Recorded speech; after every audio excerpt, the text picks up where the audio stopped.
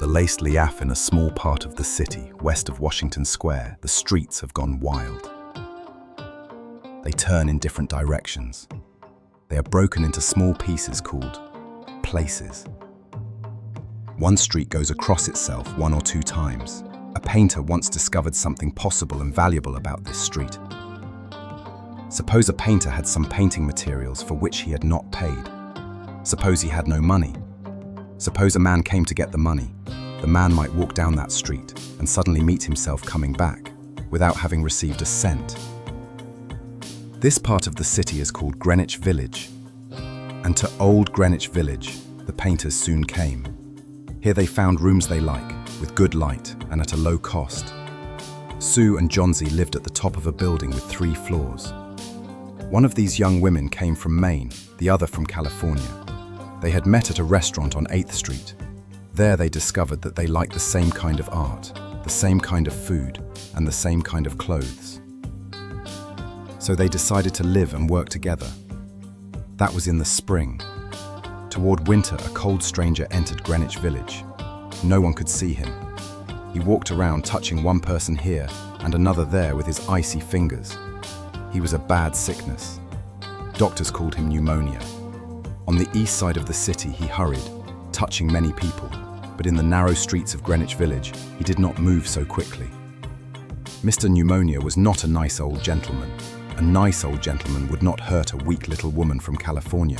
But Mr. Pneumonia touched Johnsy with his cold fingers.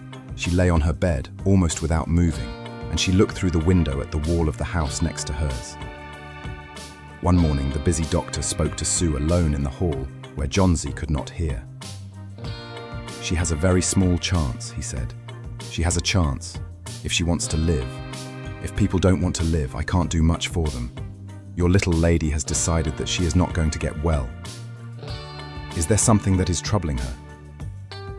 "She always wanted to go to Italy and paint a picture of the Bay of Naples," said Sue. "Paint, not paint. Is there anything worth being troubled about?" "A man." "A man," said Sue.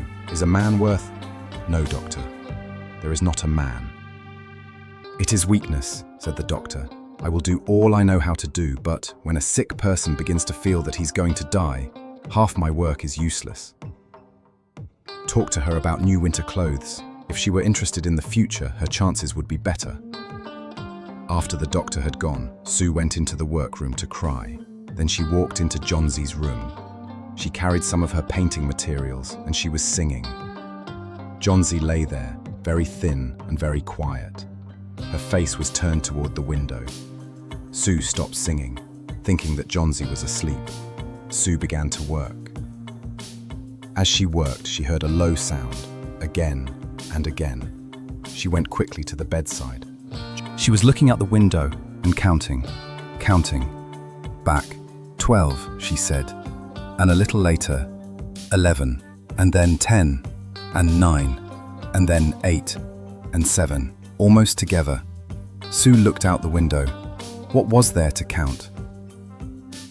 There was only the side wall of the next house, a short distance away. The wall had no window. An old tree grew against the wall. The cold breath of winter had already touched it. Almost all its leaves had fallen from its dark branches. "What is it, dear?" asked Sue. 6, said Johnsy, in a voice still lower. "They're falling faster now. 3 days ago there were almost 100. It hurt my head to count them. But now it's easy. There goes another one. There are only 5 now." "5 what, dear? Tell your Sue." "Leaves on the tree. When the last one falls, I must go too. I've known that for 3 days. Didn't the doctor tell you?" "Oh, I never heard of such a thing," said Sue. "It doesn't have any sense in it. What does an old tree have to do with you, or with your getting well? And you used to love that tree so much. Don't be a little fool. The doctor told me your chances for getting well. He told me this morning. He said you had very good chances. Try to eat a little now, and then I'll go back to work. And then I can sell my picture, and then I can buy something more for you to eat, to make you strong." "You don't have to buy anything for me," said Johnsy. She still looked out the window. "There goes another.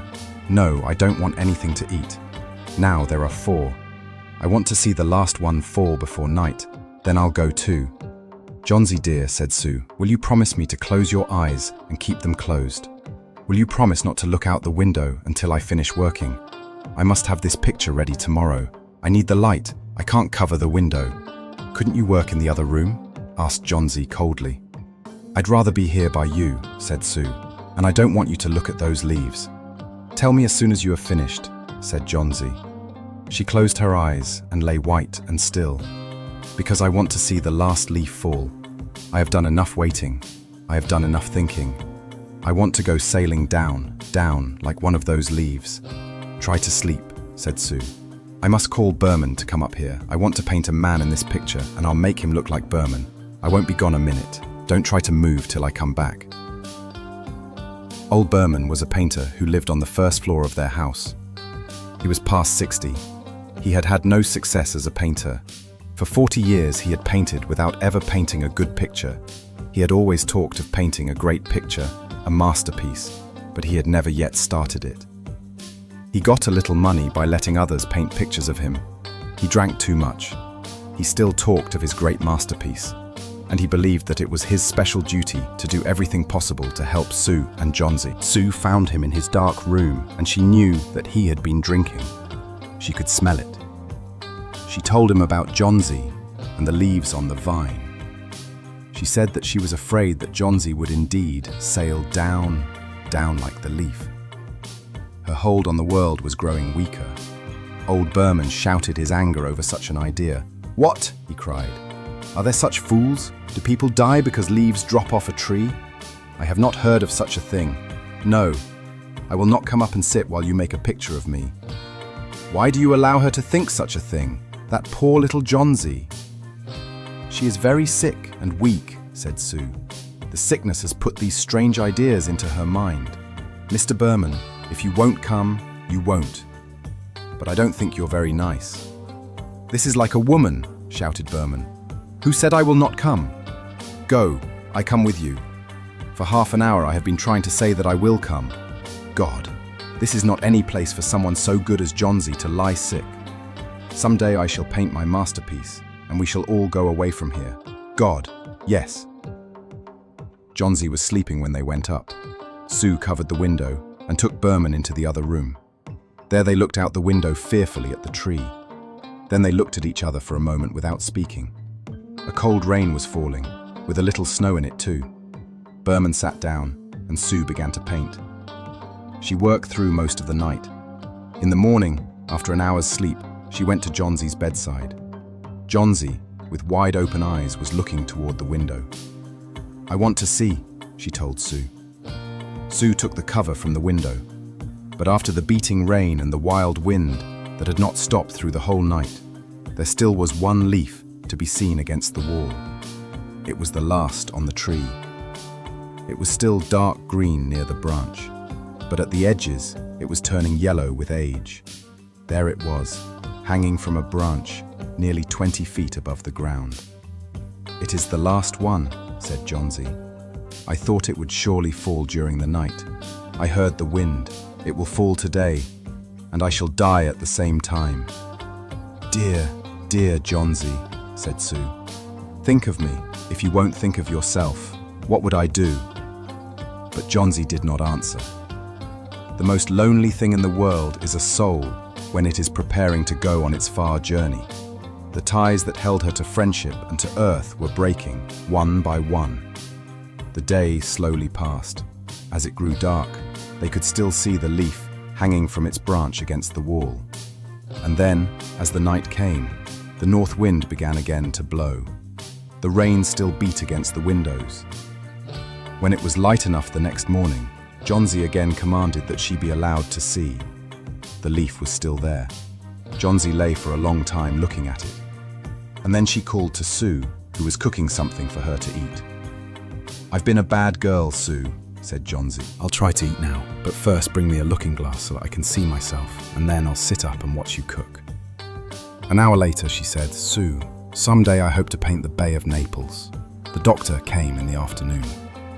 Sue followed him into the hall outside Johnsy's room to talk to him.